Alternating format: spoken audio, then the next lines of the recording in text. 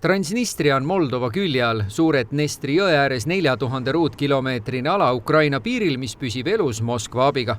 Regiooni liider või siis president on Vadim Krasnoselski.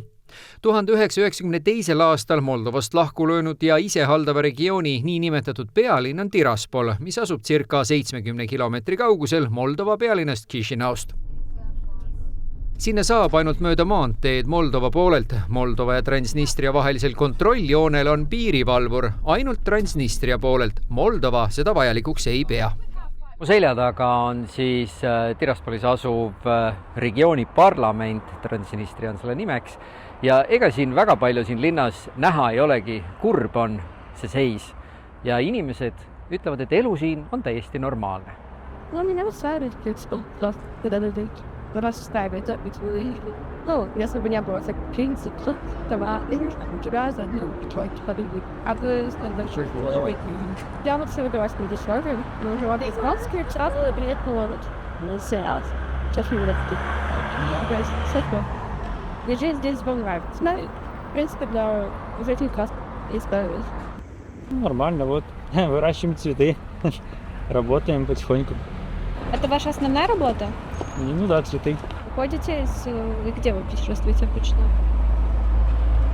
Многие европейские страны был. Бельгия, Германия, Италия, Австрия, Франция. Но вам нравится здесь жить все-таки? Не планируете куда-то?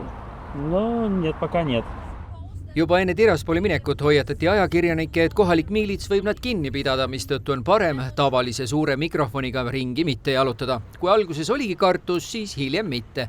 Ja eks seda peab ise tunnetama, sest Eesti välisministeerium hoiatas, et juhul kui tekib jamasid, siis konsulaarabi ei pruugi saada, sest Transnistria olemasolu lihtsalt ei tunnustata. Transnistria niinimetatud välisministeerium hoiatab aga, et koha peal ei tohi kõva häälega öelda Transnistria, vaid hoopis ametlik nimi on Pridnestrovje, muidu saad trahvi. See kehtivad väidetavalt pigem kohalikele kui turistidele. Elu on kohalike sõnul hea, parem kui mõnes suurlinnas, nagu näiteks Peterburist koju tulnud Diana ütles. Кто-то остается, потому что им здесь хорошо. То есть кто-то, например, уезжает вот в Европу, то есть зарабатывает там деньги и приезжает сюда для того, чтобы купить какую-то недвижимость. То есть здесь заработать деньги, то есть копить, например, на какие-то очень крупные покупки, но это правда нереально. То есть это действительно так. А вот именно если поехать в Европу вот, или в Россию, то есть там заработать, сюда приехать, купить. Вот такое вот. И твои планы какие?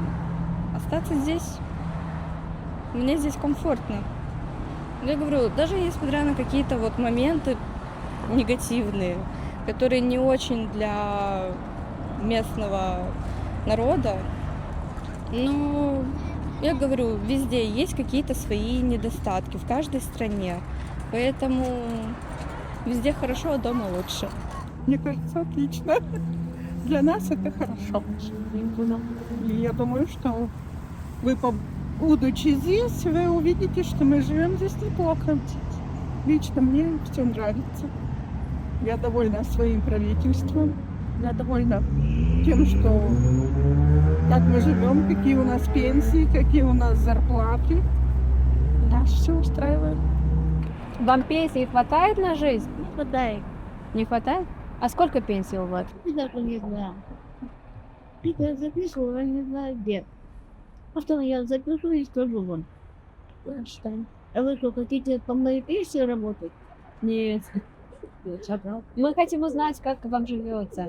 Живется очень хорошо. Люди у меня хорошие, достойные. Они никогда не наблюдают. Не наставляют. Я зову. Transnistrias kehtivad ainult kohalikud rublad, mida saab eurode vastu vahetada näiteks Šerifi nimelises ostukeskuses. Šerif kuulub Viktor Gušanile, kes põhimõtteliselt juhib Transnistria majandust oma suurettevõtete kaudu. Kesklinn meenutab siin nõukaaegset elu, kus tunnustatakse töökangelasi ja mälestatakse 1992. aastal vastasseisus Moldovaga hukkunuid. Transnistria eraldumisel oli ja on suur roll Vene vägedel. 1500 Vene sõdurit on endiselt koha peal ja nendest ei kavatse Moldova jõuga üle sõita. We are also considering the solution in 2 steps. The EU integration of the right bank of Nistru, and then as a second step, the EU integration of the Transnistrian problem. Of course, we want to solve this, first the reintegration and then to have the EU accession. But the biggest impediment to this is the withdrawal of the Russian army. Sõda Ukrainas andis positiivse tõuke selleks, et Transnistria võimud hakkaksid koostööle Moldova keskvõimuga. Ukraina sulges omalt poolt piiri Transnistriaga, mistõttu too ei saanud enam oma kaupa välja vedada. Odavat Vene gaasi enam samuti ei saa, mis tekitas gaasi- ja energiakriisi. Piirkonna majandus kukkus eelmisel aastal 5% võrra, tööstustoodang lausa 30%. Kriis sundis Transnistria võime istuma Euroopa vahendusel Moldovaga ühise laua taha ja tulevikku arutama. We see more and more people from the left bank coming for jobs to the right bank of Nistru. We are taking steps to harmonize the tax system.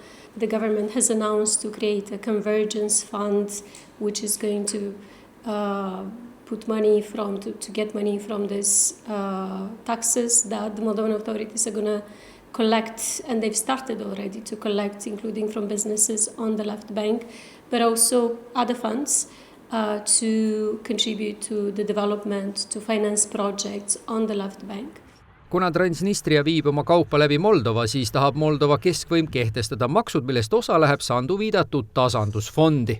Fondi panustaksid Euroopa riigid ja Moldova ning Transnistria ettevõtted ja kui kõik läheb plaanipäraselt, võib 4 aasta pärast olla fondis kuni 250 miljonit eurot, mis on väikeriigi jaoks ülisuur abi. Tõsi, seadused on vaja Moldova parlamendis veel heaks kiita ning kui üleminek nõukanostalgiast ka ära läheb, siis on lootust, et sellised butafooriad vajuvadki ajalukku.